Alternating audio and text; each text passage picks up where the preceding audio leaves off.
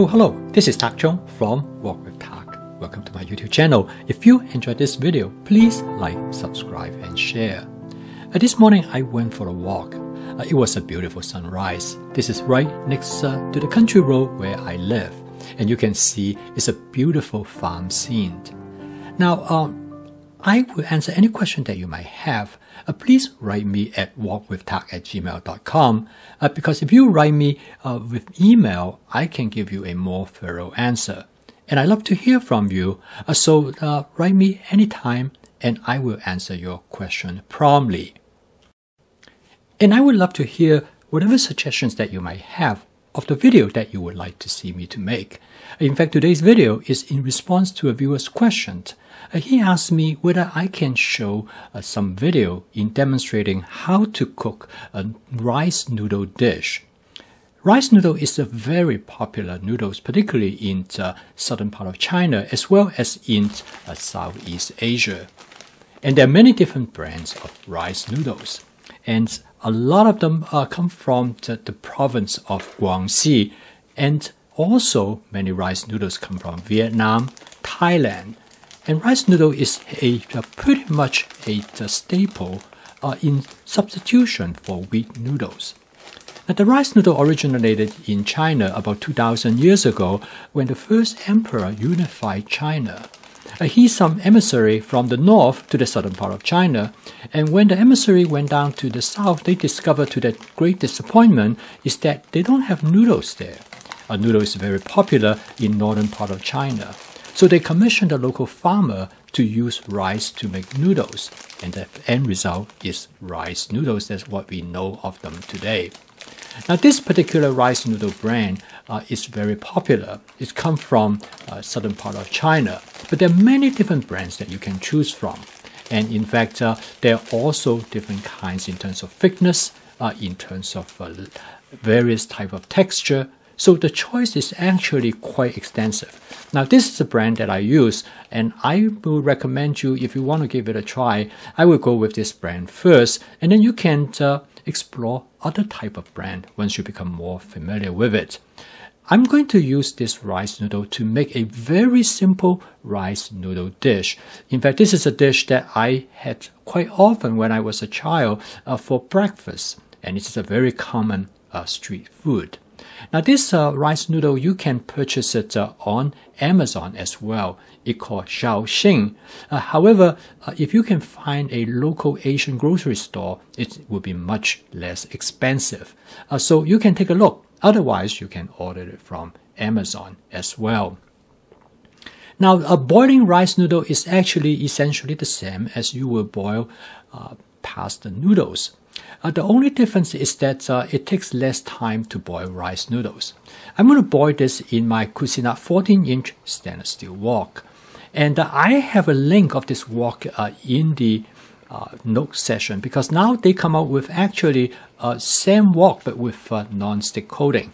And you definitely do not want a wok with non-stick coating. So I simply boil the water and I put the entire package of rice noodles. Now, it turned out that the wok is actually the best utensil for boiling the pasta noodles. In fact, it is much better than a regular pasta noodles because it has a large opening. It's far easier for you to manipulate the noodles. And also another advantage is that because of its large opening, it is less likely for it to boil over. Now, the rice noodle takes very little time to cook, usually only about 3 to 4 minutes. And I will try to cook it al dente because I'm going to use it later. I probably will cook it a little bit more. So once it reaches the type of softness that you want, you will transfer the rice noodle directly to a bowl of cold water.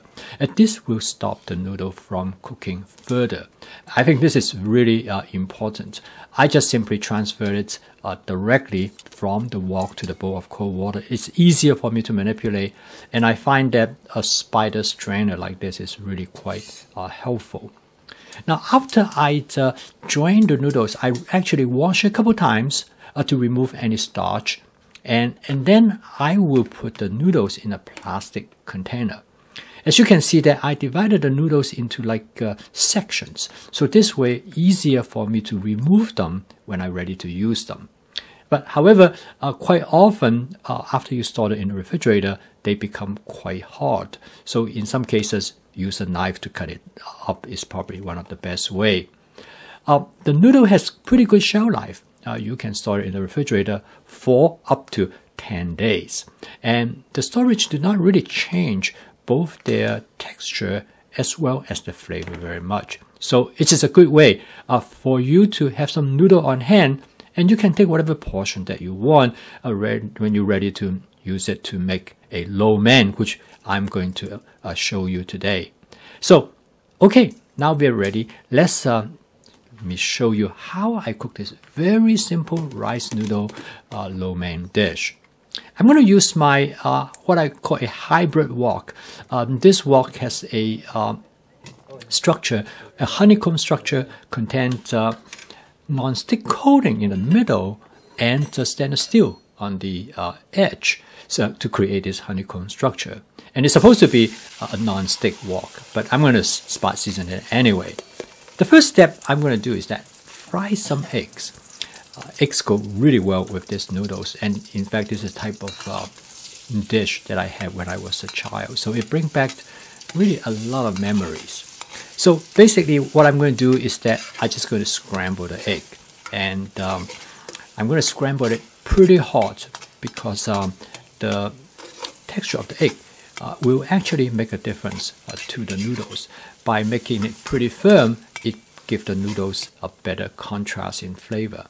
So next, I'm going to put about 1.5 cup of noodles into the wok.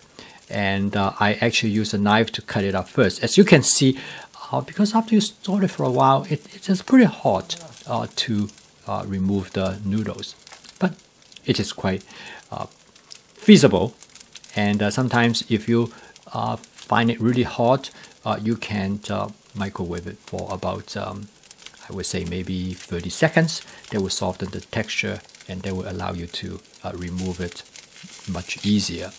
So I use a pair of stainless steel tongs to tease out the noodles, and then basically what I'm going to do is to mix the noodles with the egg. At this point, I actually turn off the heat because I have an electric stove, so the residual heat will be enough to warm up the noodles, and I don't really need to cook the noodles at all. All I have to do is to mix it together with the egg. After I tease the egg apart, I switch to my wok spatula, and then the next step is for me to season the dish. You can season many different ways, but what I do is that I'm going to season it with about 1 tablespoon of oyster sauce, about 1 tablespoon of hoisin sauce, like a 1-to-1 ratio, and I mix everything up.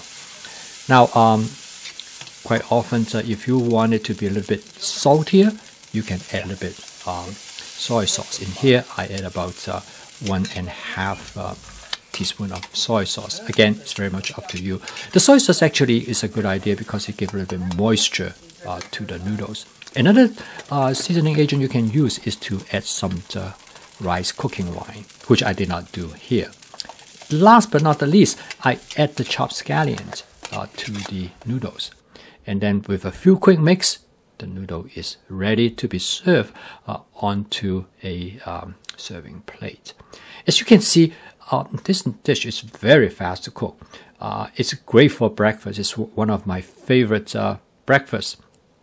In the morning, if I want something quick, I just use this. And I think it's also great if you want to have something that you can take to work. You can just make this. And it's very good actually eating cold as well. Sometimes I use this as a late night snack, but of course, you can use it to accompany a regular meal as well.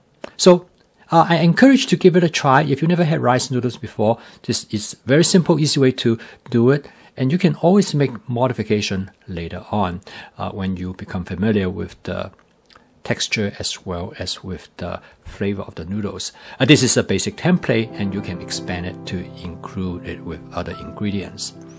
So I post a video each day to help you to make home cooking as part of your daily routine using my fast cooking system. If you'd like to learn more about my fast cooking system, please subscribe to this YouTube channel. So keep on cooking. I will see you tomorrow.